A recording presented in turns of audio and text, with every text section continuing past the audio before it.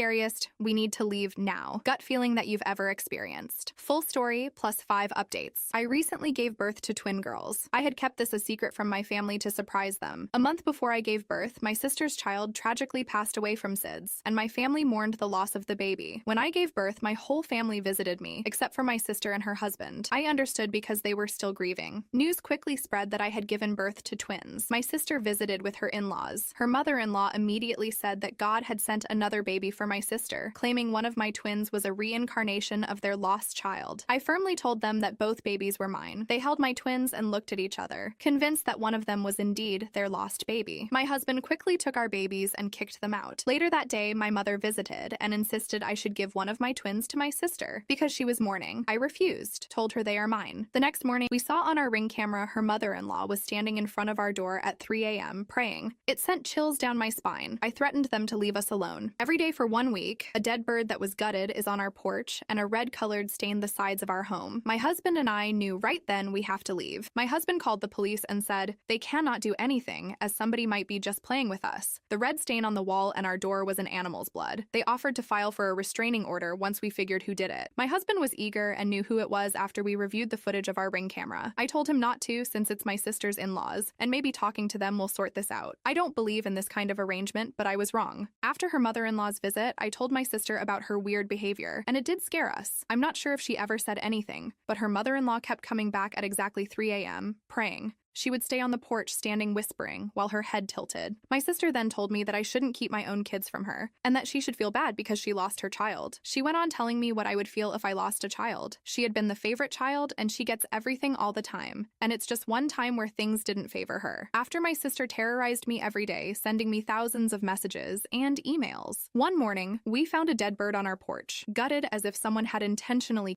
it. It went on for a week. I called my sister and told her that if her mother-in-law visited again, we would call the police. My sister never replied. A few days later, everyone, including me, my twins, and my husband, started to get really sick. I felt like somebody had done something to us, and I suspected it was her mother-in-law. My mother came to stay and help since we had been so sick. Not only that, my husband got into a car accident where someone rear-ended him on the freeway, destroying our car. Thankfully, my husband wasn't seriously injured. The second one we were lucky enough because we had our kids in the back. With my husband's quick reflexes, he was able to avoid the car on his right, which collided with a car in front of us, hitting another car which resulted in 2 casualties. One day I let my mother visit me to help with the chores. Same evening, my husband came home from work and woke me up, showing me footage from the Ring camera. While I was resting, my mother had let my sister and her husband into our home. My sister then took one of the twins, cradled her, and even breastfed her. They took family photos with my baby. I was alarmed and furious. I didn't hesitate to file a restraining order against my sister, her husband, and my mother. Not only that, but I also discovered my mother had put a sleeping pill in my soup after my husband right before taking the trash out. Saw the box which explains how I was knocked out for 8 hours. I started to get really scared because they were doing everything they could to get my child.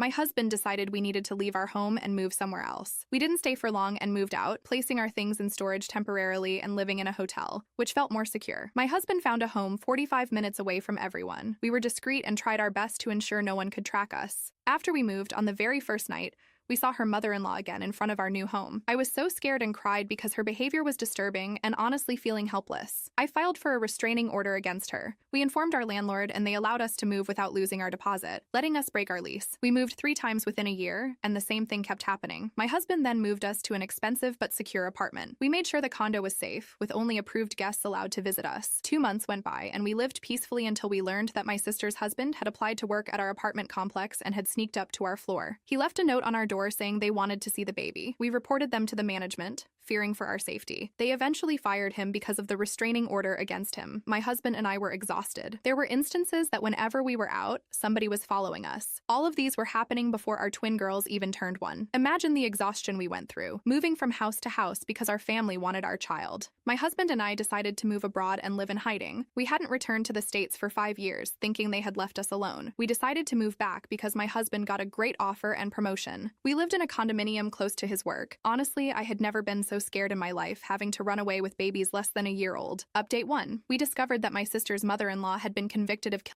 her husband 10 years ago. They also saw a shocking discovery that she had a room filled with candles and pictures of people she was praying for, or I'd say putting spells or black magic. One of the photos on our wall was me and my husband. That explains our sudden sickness. and the car accidents. My husband and I have no plans to see or talk to my family ever again. I decided to leave my family behind for the sake of our daughters. Despite the fear and trauma, we've managed to rebuild our lives. Never in my life could I imagine this would happen or this to happen to anyone. The amount of sick people will do to get what they want is astounding, and for my case, it was my own family. I can't even trust my own.